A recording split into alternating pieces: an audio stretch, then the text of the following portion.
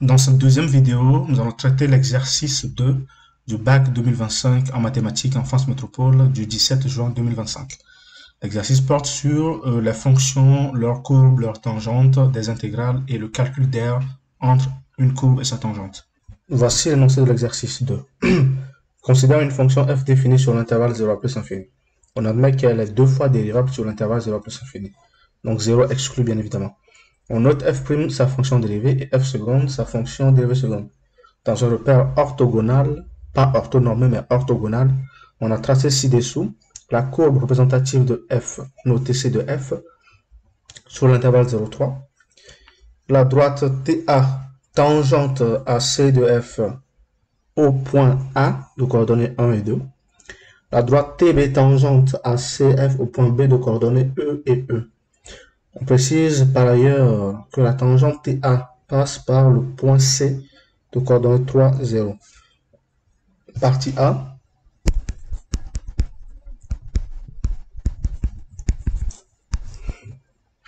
On répondra aux questions suivantes en les justifiant à l'aide du graphique.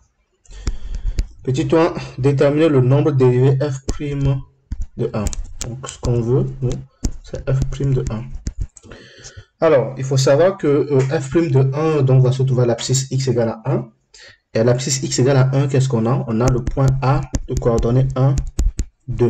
Et au point A, l'on retrouve la tangente TA. La tangente TA, qui est tangente en fait à la courbe et qui passe en même temps par le point A de coordonnées 1, 2. Et le point B, non pas le point B autant pour moi, et le point C de coordonnées 3, 0. Normalement, l'équation d'une tangente va se mettre sous la forme, donc la tangente, on aura pour l'équation en x0, y en x0, soit donc égal à quoi? À f' de x0, facteur de x moins x0, plus f de x0. C'est-à-dire que lorsqu'on obtient l'équation réduite d'une tangente y égale à ax plus b, a c'est tout simplement f' de x0, et b c'est tout simplement f de x0. Ce qui veut donc dire que lorsque nous avons déterminé l'équation réduite de la tangente, eh bien a sera le coefficient directeur de cette tangente et donc sera donc f' de 1 que nous recherchons. Il nous faut donc déterminer l'équation de la tangente TA pour ensuite déduire f' de 1. La tangente TA peut être représentée par l'équation y égale à ax plus b. Puisque TA passe par les points A et C, nous aurons donc A fois 1 plus B est égal à 2 pour le point A de coordonnées 1, 2. Et ensuite, par le point C, nous avons 3 fois A. Ici, je mets A tout simplement. Donc 3 fois A plus B est égal à 0. Passons par le point C. Voilà, donc le point C et le point A vérifient l'équation réduite de la tangente TA. À partir de cette équation, nous pouvons déduire A en fonction de B. Donc B, ça fait donc moins 3A. Que nous allons remplacer dans la première équation ici, ce qui veut donc dire que A moins 3A est égal à 2. Ce qui est donc équivalent à quoi? À moins 2A qui est égal à 2. Et donc A est égal à moins 1. Tout simplement. Et ceci donc est ce que nous recherchons au point 1, notamment que f' de 1 est égal à moins 1. Question 2. Combien de solutions l'équation f' de x égale à 0 admet-elle dans l'intervalle 0,3? Alors, lorsque f' de x est égal à 0, notre fonction fait quoi? Admet des extrémums. Donc, les extrémums, c'est quoi? C'est d'une part les maximums et d'autre part les minimums. Voilà les deux types d'extrémums que nous connaissons. Bien, il faut donc observer la courbe sur l'intervalle 0 à 3 pour voir combien de maximum ou de minimum la fonction admet. Donc, d'après le graphique, on remarque que C de f admet un maximum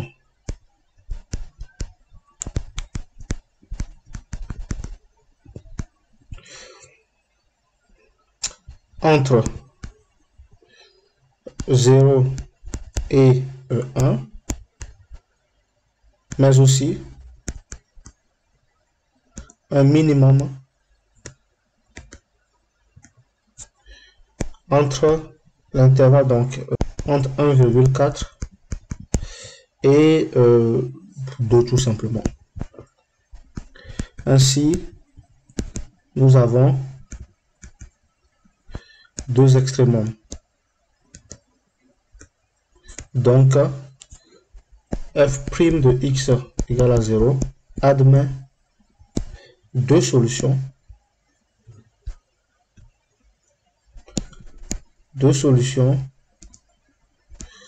Sur l'intervalle 0, 3. Question 3. Quel est le signe de f seconde? On veut le signe de f seconde de 0,2. 0,2 appartient à l'intervalle 0 et 1. Or, sur cet intervalle, virgule, f, donc la fonction f, non, c'est plutôt sa courbe. Alors, non. F, la fonction f est concave. Or, une fonction on sait qu'une fonction est concave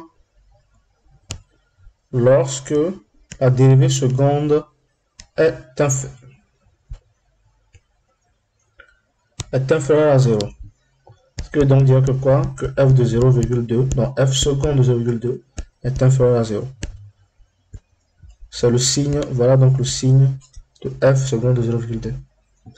Donc, en français, donc en mot français, 2,2 est de signe négatif.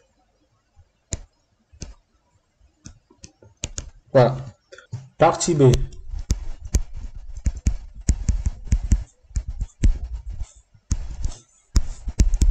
Étude de la fonction f. On admet dans cette partie, que la fonction f définie sur l'intervalle 0 jusqu'à plus l'infini par f de x est égal à x facteur de 2 ln de x de tout au carré moins 3 ln de x plus 2, où ln désigne la fonction logarithme népérien. Question 1. Résoudre dans R l'équation 2 grand X carré moins 3 grand X plus 2 égale à 0. Ensuite, on déduit que CDF ne coupe pas l'axe des abscisses. Bien. Alors, pour résoudre cette équation, on calcule le discriminant delta, qui fait donc B carré moins 4AC, qui nous fait ainsi moins 3 au carré moins 4AC. Nous avons donc 9 moins 16 qui est égal à moins 7. C'est bien ça. Puisque le discriminant est inférieur à 0 sur grand R, virgule, 2 grand X carré moins 3 grand X plus 2 est égal à 0, n'admet pas de solution réelle. Voilà. Ainsi, l'ensemble solution S, c'est l'ensemble vide. On demande maintenant d'en déduire que CDF ne coupe pas l'axe des abscisses. Bien. C de F est la courbe de F de X qui est égal à X facteur de 2 ln de X le tout au carré moins 3 ln de X plus 2. Bien. Grand X appartient à grand R. Or, en posant grand X est égal à ln de X, virgule, lorsque grand X appartient à grand R, virgule, on limite le domaine de ln de X à 0, point virgule plus l'infini. C'est donc dire que l'expression 2 ln de x au carré moins 3 ln de x plus 2, cette expression-là est positive, quel que soit x appartenant à 0 ouvert plus l'infini. Et puisque c'est le cas, bien, x fois toute cette expression positive aussi, et donc f de x est supérieur ou égal à 0, quel que soit x appartenant à 0 plus l'infini. Et c'est ainsi qu'on démontre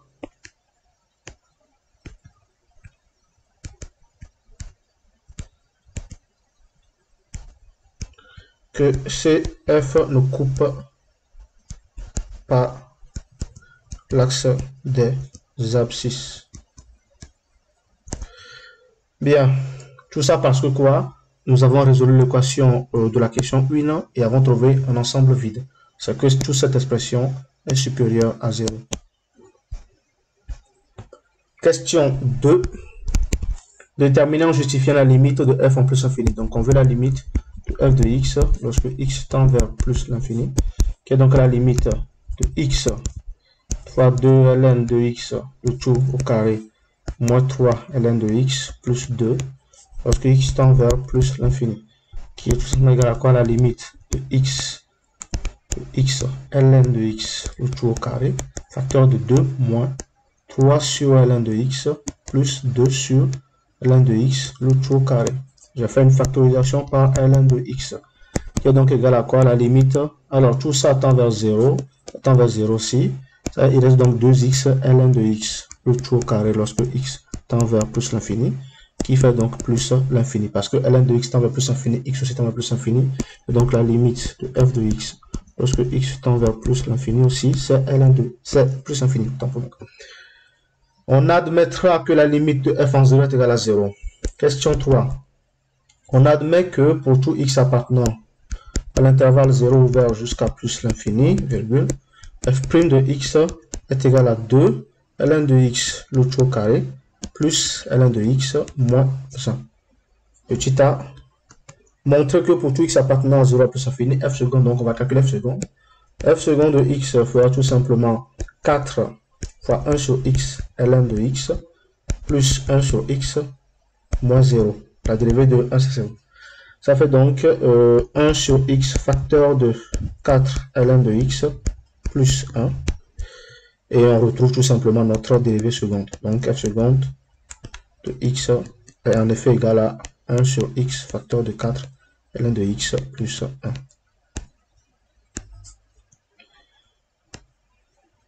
Question B. Étudier la convexité de la fonction f sur l'intervalle 0 plus infini, préciser la valeur exacte de l'abscisse du point d'inflexion. Pour étudier la convexité, il faut étudier le signe de f seconde de x. Pour ça, on va commencer par résoudre l'équation seconde de x égale à 0 pour trouver la valeur qui annule la dérivée seconde et ensuite faire le tableau de signe de la dérivée seconde. Bien. F seconde de x égale à 0 implique que quoi? Que tout simplement 4 ln de x plus 1 est égal à 0. C'est donc dire que ln de x est égal à moins 1 sur 4. En appliquant l'exponentielle, nous avons donc exponentielle de ln de x est égal à l'exponentielle de moins 1 sur 4. Et donc x est égal à e de moins 1 sur 4. Voilà donc la valeur qui annule la dérivée seconde. Et c'est en cette valeur qu'on a le point d'inflexion. Je vais faire le tableau de signes tout simplement.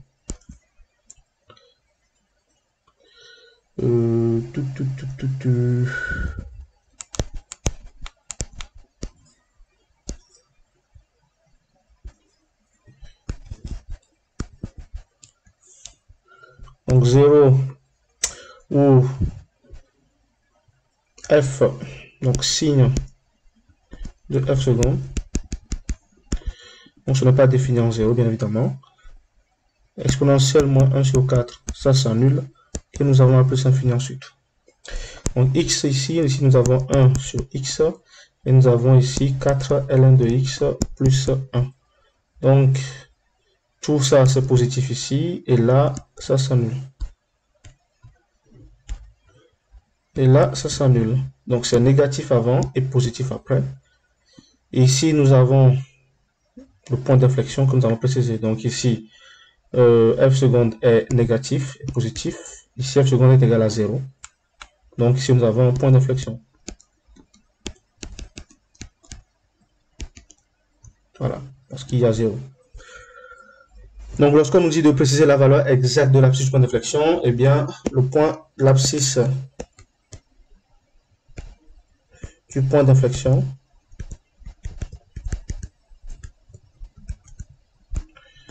est x égale à exponentielle moins 1 sur 4. Question C. Montrer que la courbe CF est au-dessus de la tangente TB sur l'intervalle 1 à plus infini. Donc, on veut la position relative de C par rapport à TB sur 1 plus l'infini. On peut déjà dire que d'après le graphique de la partie A, on remarque que la tangente au point B passe par le point B, voilà, de coordonnées E, E. Ensuite, f de E, c'est égal à E fois 2 ln de E au carré, moins 3 ln de E, plus 2. Ce qui nous fait donc E, ln de E, ça fait 1. Donc ça fait E fois 2, moins 3, plus 2. Ça fait donc E fois 4 moins 3, qui est égal à E. Donc f de E est égal à E. TB et CF se coupent au point B.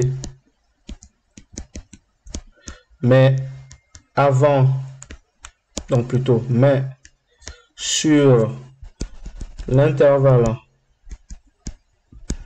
1 jusqu'à E, virgule, donc E ouvert, C de F est au-dessus de TB, comme le montre le graphique. Ensuite, sur E à plus l'infini, puisque à limite f de x, x tend vers plus l'infini, est égal à plus l'infini, et on voit clairement une partie de la courbe au-dessus de TB, alors quel que soit x appartenant à 1 jusqu'à plus l'infini, C de F est au-dessus de TB. Partie C et dernière partie. Question 1. Justifier que la tangente TB a pour équation réduite y égale à 2x moins e. C'est tout simple en fait. On sait que TB passe par B de coordonnées E, E. Si pour x égale à E, virgule, y égale à 2e moins E est égal à E, alors TB, alors B vérifie l'équation, donc TB a réellement pour équation réduite 2x moins E. C'est simple que ça. Bien, question 2. À l'aide d'une intégration par partie, montrez que, donc montrons que l'intégrale de 1 à e de x ln de x dx est égal à e au carré plus 1 sur 4. Bien, pour l'intégration par partie, nous allons poser deux fonctions, u égale à ln de x et v' est égal à x. Ce qui veut donc dire que u' est égal à 1 sur x. Et v est égal à x au carré sur 2. En appliquant donc la formule de l'intégration de partie, nous obtenons intégrale de 1 à e de x ln de x dx est égal à tout simplement à x au carré sur 2 ln de x entre 1 et e moins l'intégrale de 1 sur x fois x au carré sur 2 dx entre 1 et e. Ça fait donc e au carré sur 2 moins 0 moins, alors ça me fera donc x au carré sur 4 tout simplement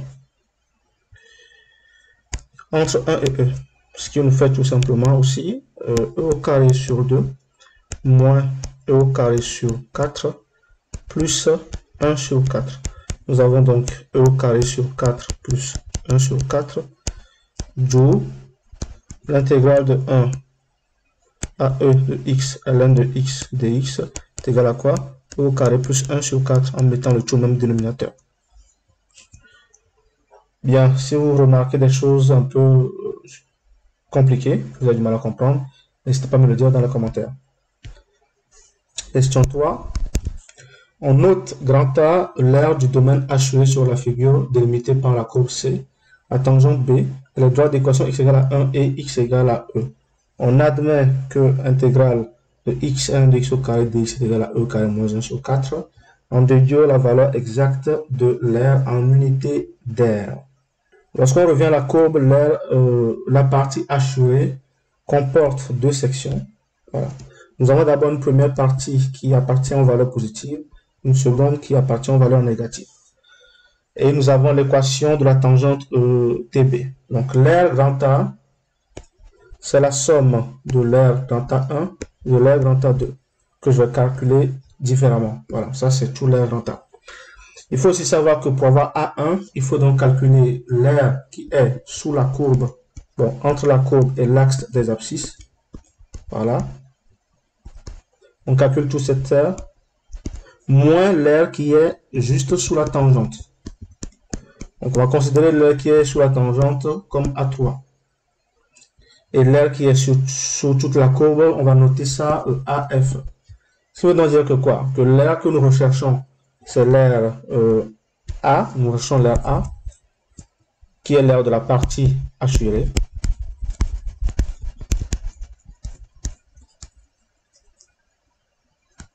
Et ce terre A, c'est égal à quoi? À A1 plus A2.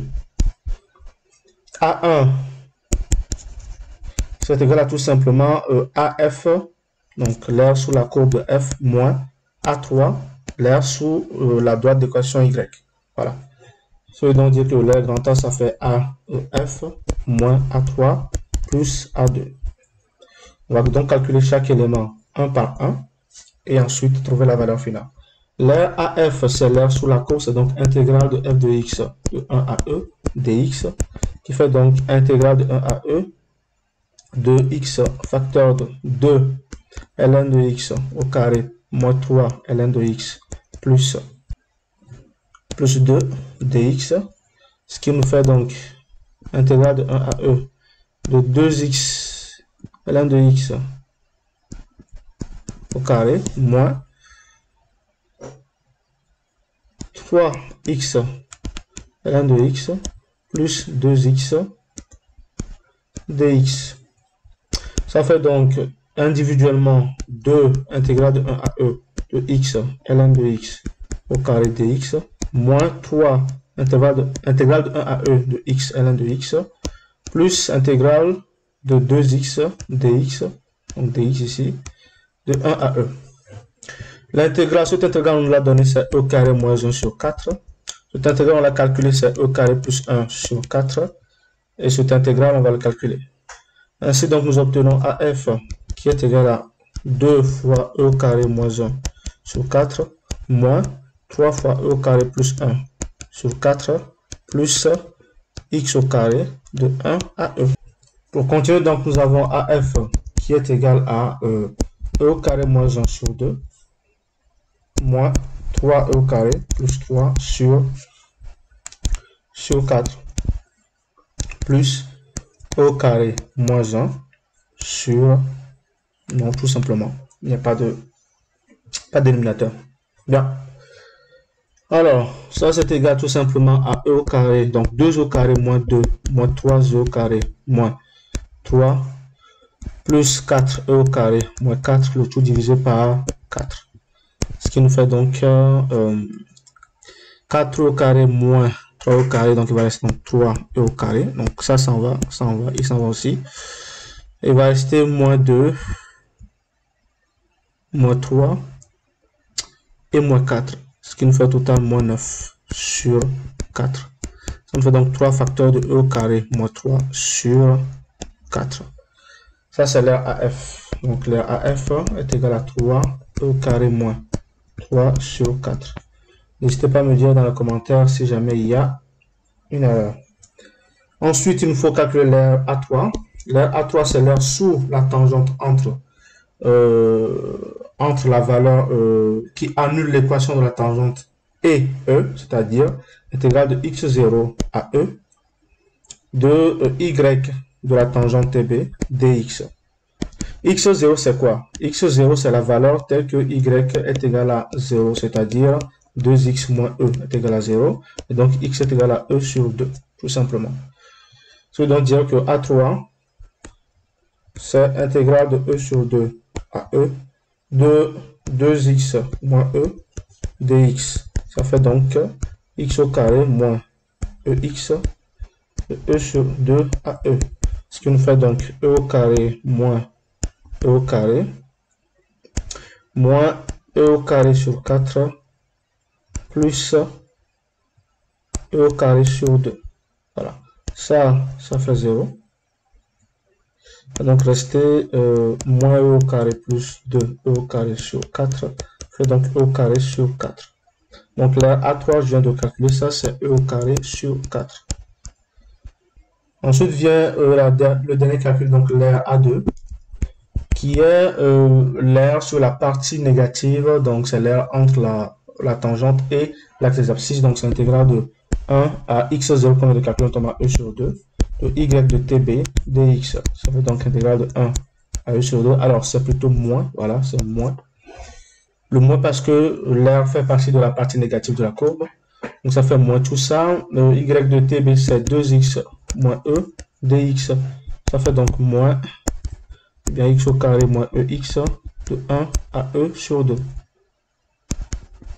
Ça fait donc moins e sur 2, non, e au carré sur 4 moins e au carré sur 2 plus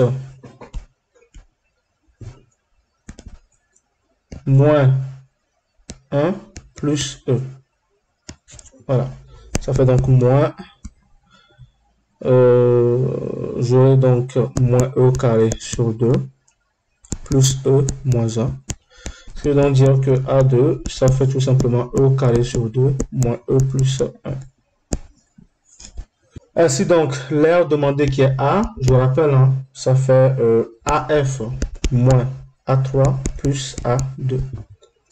Donc l'air, ça fait AF, nous avons trouvé 3 facteurs de e au carré moins 3 tout sur 4. Moins A3 qui était e au carré sur 4 et plus A2, donc plus e au carré sur 2 moins e plus 1. Ça fait donc 3 e au carré moins 9 moins e au carré plus 2 e au carré moins 4e plus 4, le tout divisé par 4. Ça fait donc 3e au carré moins e au carré, ça fait 2e au carré, plus 2e au carré, ça fait donc 4e au carré.